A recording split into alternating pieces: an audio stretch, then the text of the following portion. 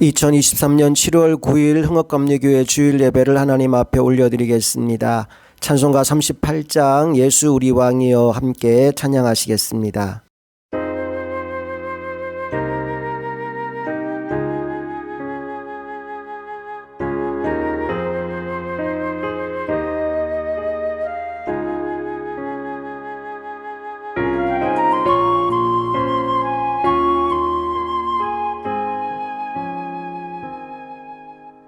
예수 우리 왕이여 이곳에 오셔서 우리가 함께 드리는 영광을 받아 주소서.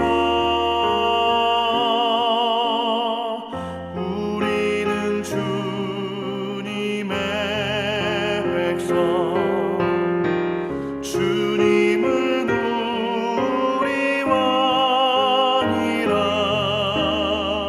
왕이신 예수님 오셔서 좌정하사 다스리소서.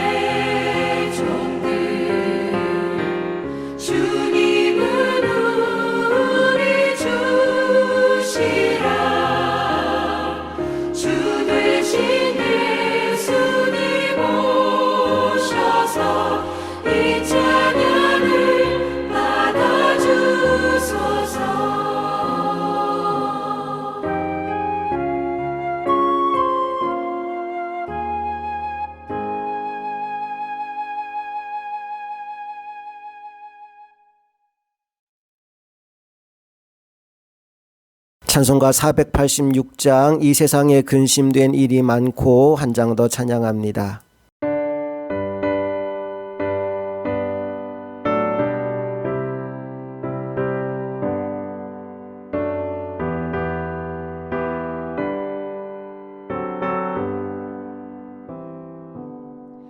이 세상에 근심된 일이 많고 참 평안을 몰랐구나.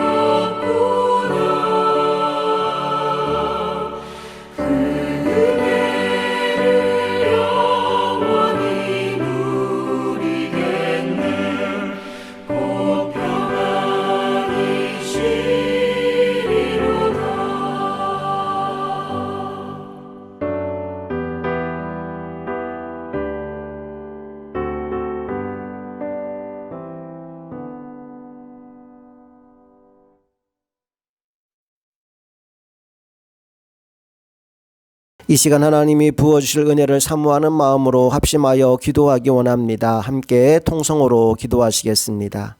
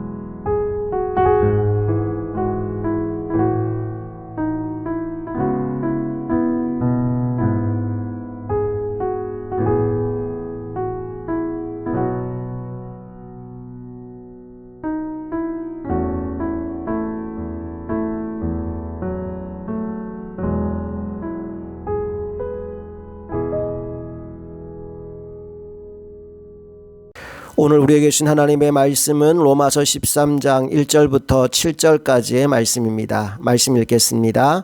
각 사람은 위에 있는 권세들에게 복종하라.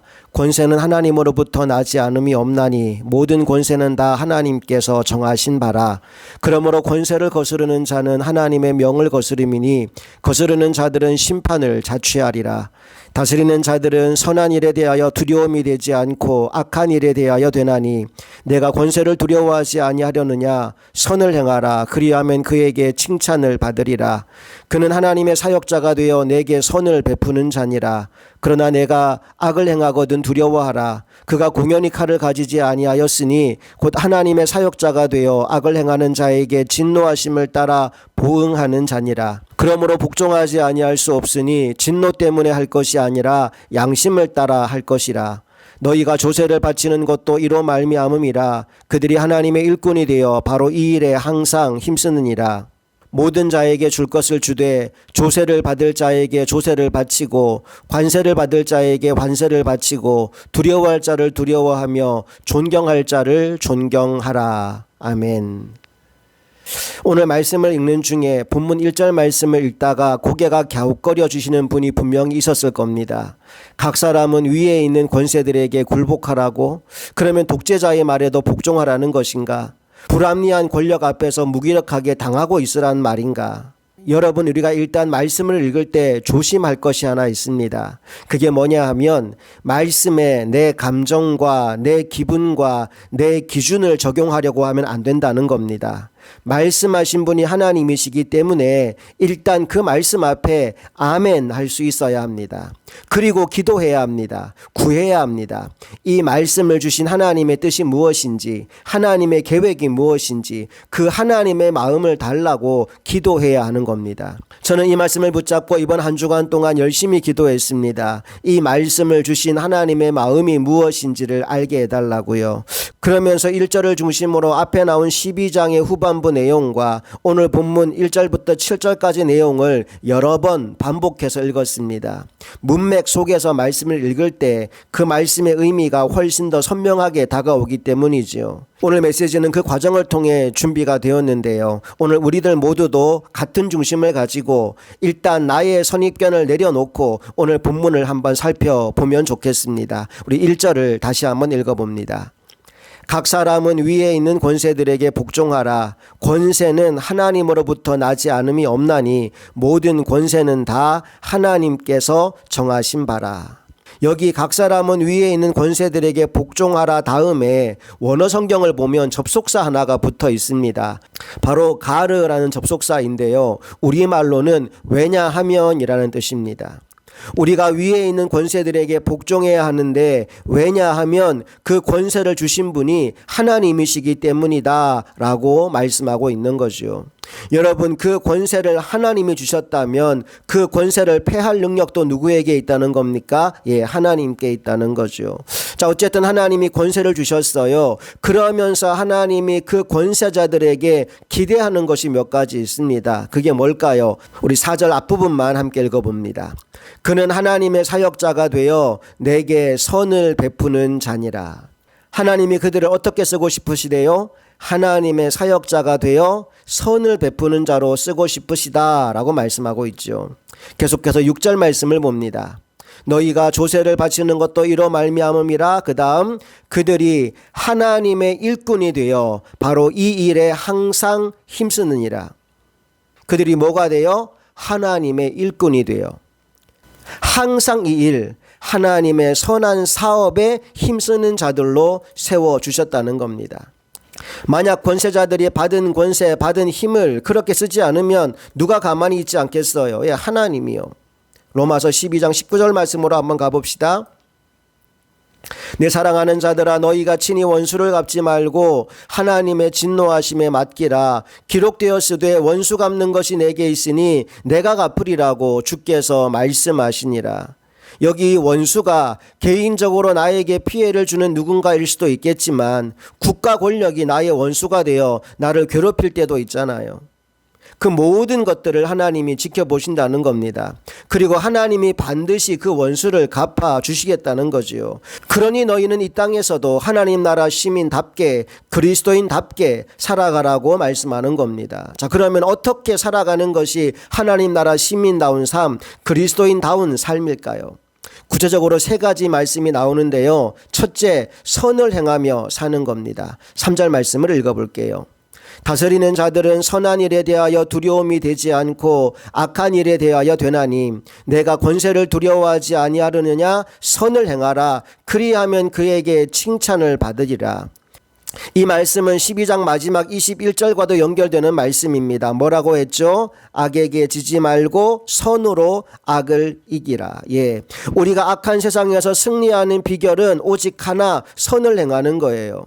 원수가 내게 어떻게 하든지 거기에 신경 쓰지 않고 선을 행하며 살면 하나님이 반드시 그 인생을 책임져 주신다는 겁니다. 여러분이 이 말씀 앞에 아멘할 수 있기를 축복합니다. 자, 하나님 나라의 시민다운 첫 번째 삶은 선을 향하며 사는 거예요. 두 번째는 뭘까요? 바로 양심을 따라 살아가는 겁니다. 5절 말씀을 읽어볼게요. 그러므로 복종하지 아니할 수 없으니 진노 때문에 할 것이 아니라 양심을 따라 할 것이라. 여러분, 양심은 내 편일까요? 아닐까요? 양심은 내 편이 아니에요. 내가 쓰레기 하나 어디다 버리려고 하면 양심이 뭐라고 해요? 버리면 안 돼 그럽니다. 내가 무단횡단을 좀 하려고 하면 양심이 뭐라고 할까요? 역시 안 돼 그래요. 내 앞에 돈다발이 놓여져 있어요. 아무도 보는 사람 없어서 주머니에 넣으려고 할 때 양심은 뭐라고 할까요? 그러면 안 돼 그러죠. 양심은 내 편 아닙니다. 양심은 하나님 편이에요. 로마서 2장 15절 말씀을 같이 읽어보겠습니다. 이런 이들은 그 양심이 증거가 되어 그 생각들이 서로 혹은 고발하며 혹은 변명하여 그 마음에 새긴 율법의 행위를 나타내느니라. 여기 이런 이들이 누구냐 하면 하나님의 법을 모르는 이방인들입니다. 그런데 그들의 마음속에 하나님의 법이 새겨져 있대요. 그게 두 글자로 뭐라고요? 양심이라고요. 양심은 하나님이 모든 사람의 마음속에 심어놓은 영혼의 등불입니다. 근데 죄를 지으면요, 양심이 무뎌집니다. 반복해서 죄를 지으면 양심의 기능이 완전히 죽어버리지요. 그런데 예수님을 믿으면 어떤 일이 벌어지는지 아세요? 양심의 기능이 살아나기 시작합니다. 그래서 은혜를 받으면 받을수록 죄에 대해서 예민해지고 작은 죄에도 견디지 못하는 거예요. 전에는 아무렇지 않게 하던 일들을 점점 할 수 없게 되어지는 겁니다. 양심의 기능이 살아나기 때문이죠. 그래서 5절은 이렇게 말합니다. 그러므로 복종하지 아니할 수 없으니 진노 때문에 할 것이 아니라 양심을 따라 할 것이라. 너희가 진정 예수 십자가 복음으로 구원받은 사람이라면 벌 받는 게 무서워서 진노 때문에 무언가를 하는 것이 아니라 양심을 따라 할 것이다 라고 말씀하고 있는 거죠. 자, 정리합니다. 하나님 나라의 시민다운 삶, 첫 번째는 선을 향하며 사는 것, 두 번째는 양심을 따라 사는 것입니다. 마지막 세 번째는 정직하게 사는 거예요. 7절 말씀을 읽어봅니다.